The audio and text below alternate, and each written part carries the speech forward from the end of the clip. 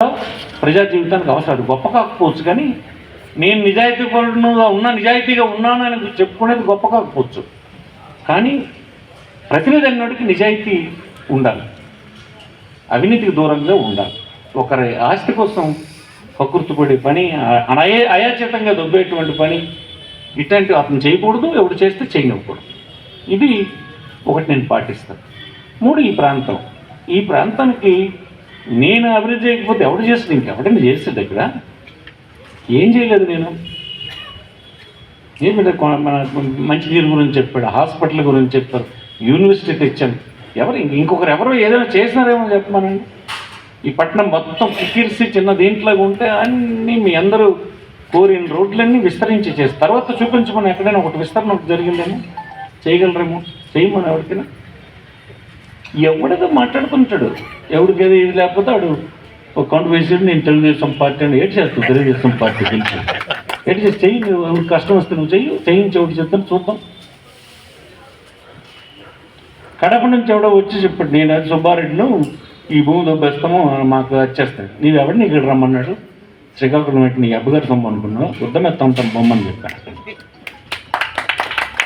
మన ఫ్యామిలీస్ అవి ఎవరో వాళ్ళు ఎవరో కూడా నాకు తెలియదు, పార్టీయా గట్టి నేను చూడను.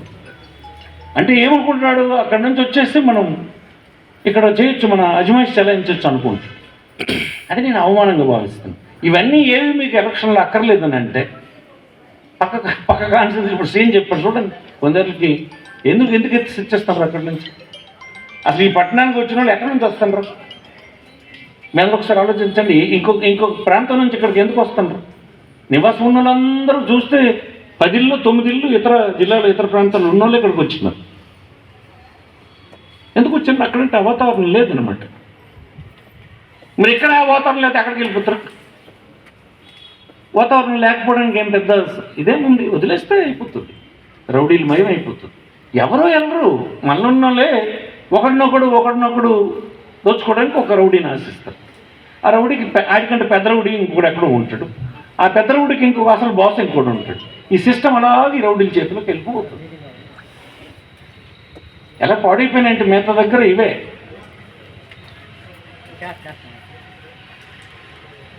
అదే మిగతా విషయాలు ఎలా ఉన్నా ప్రశాంతంగా ఈ పట్టణం ఉండడానికి ఇవి కూడా అవసరం. సదుపాయాలు అవసరం.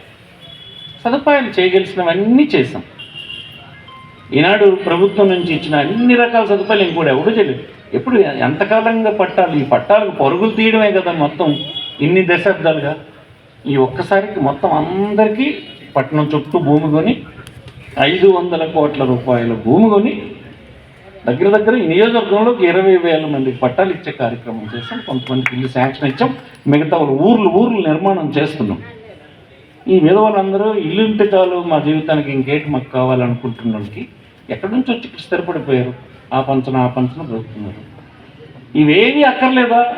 ఇవేవి అసలు ప్రతినిధి ఉండడానికి పనికిరావు అని అంటే అది మీలాంటి విజ్ఞులు అలాగ ఆలోచిస్తారని నేను అనుకోను.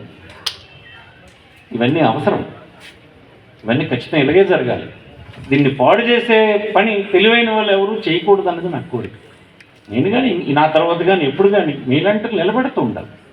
ఆ వాతావరణం పాడైపోకుండా నిలబెడుతుంది. ఏదో బాధ్యత లేకుండా వచ్చినట్టు అవేలా పైసా పరకు కోసం ఏదో ఒక పని చేస్తే తప్పుదారికి వెళ్ళిపోతుంది. మీరు బాగా ఆలోచించాలని ఈ సందర్భం కోరుతుంది. తర్వాత మీ వల్లే నేను 3 సార్లు గెలిచాను. ఇక్కడ ఉన్నటువంటి పెద్దలందరూ రమ్మంటే ఇక్కడ నుంచి ఇక్కడికి వచ్చాం, ఇక్కడ పోటీ చేసాం, గెలిచాం. ఇలాంటి కాన్ఫిడెన్స్ నేను ఇక్కడ కాదు, ఇచ్చాపురులు గెలుస్తాను, పలాసెలతో గెలుస్తాను, నరసంపేట గెలుస్తాను, పాతపట్నం వెళ్ళి గెలుస్తాను, ఎక్కడైనా గెలుస్తాను.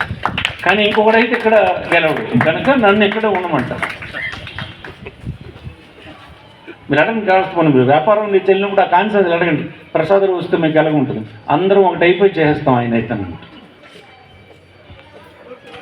అందుకోసం నాకు అలాంటి పరిస్థితులు ఇక్కడికి వచ్చినాయి. అలాగే మీరు కూడా ఎంత కష్టమైన పరిస్థితుల్లోనైనా 4 సార్లు పోటీ చేస్తే 3 సార్లు గెలిపించారు. ఏదో ఒక అన్సర్టైనిటీ రాష్ట్రం అంతా ఉన్నప్పుడు పోయింది, కానీ 3 సార్లు మీ వల్లే గెలిచాను నేను. వయసులు ఇక్కడ పెద్ద 3వ కమ్యూనిటీ. మొదట వెలములు ఉంటే దాని తర్వాత ఫిషర్మెన్ ఉంటారు, దాని తర్వాత ఫిషర్మెన్ అంటే అన్ని ఫిషర్మెన్లు కలిసేది ఉంటే దాని తర్వాత వయసులు ఉంటారు 3వ సంఖ్య. ఆ తర్వాత శ్రీశైనులు ఉంటారు. శ్రీశైలం తర్వాత షెడ్యూల్ క్యాస్ట్ ఉంటాం. ఇలాగా కులాలన్నీ ఉన్నాయి. అన్ని కులాలతోటి నాకు అత్యంత సన్నిహిత సంబంధాలు, ఆ వృత్తులు, వాళ్ళ ఆలోచన ధోరణి ఈ ప్రజా జీవితంలో అర్థం చేసుకున్నాడు నేను. ఏనాడు ఎవరు వచ్చినా మిమ్మల్ని ఎవరిని బలి చేసినట్టుగా ఎప్పుడూ నేను ఎలా చేయలేదు. చేతనైన సాయం వాళ్ళ వ్యాపారానికి, వాళ్ళ వ్యవహారానికి, వాళ్ళకు ఉండే భయానికి మనం అండగా ఉండాలనే నేను ఎప్పుడూ భావించాను. చూసుకున్న మాటల్లో కానీ నా చేతల్లో కానీ ఇచ్చేసి ఎవరు వచ్చి చెప్తుంటాడు ఇవన్నీ మీకు. ఏంటి దేనికి కాయ గెలిచిన వాళ్ళు ఒక పని చేయగలరా, దీనికి నిలబడగలరా, ఒక అడ్డుకట్టు వేయగలరా, దేనికైనా ఏం చేస్తారని కోసం కొద్దిగా విజ్ఞప్తితో ఆలోచించాలని, దానికి పెద్దలందరూ గైడ్ చేయాలని కోరుతున్నాను. లేదు అని అంటే మీకు స్నేహితులుగానే ఉంటాను, శక్తిహీనుడిని అయిపోతాను, శక్తి లేనివాడిగా అయిపోతాను. నాకు శక్తి ఉంటే ఎవరికి ఉపయోగపడుతుందో మీరు ఆలోచించండి. నాకు శక్తి అంటూ ఉంటే ఆ శక్తి ఎవరికి ఉపయోగపడుతుందో మీరు కొద్దిగా దూరదృష్టితో ఆలోచించాలి. శక్తి తీసేసిన మీతోటే ఉంటాను నేను, ఎందుకంటే ఇక్కడే స్థిరనివాసం ఏర్పరచుకున్నాను కనుక ఏడా ఉంటాను, కానీ శక్తిహీనుడిగా ఉంటాను. ఇది గమనించాలని ఈ సందర్భం కోరుతుంది. ఏర్పాట్లు చేసి ఇంతమందిని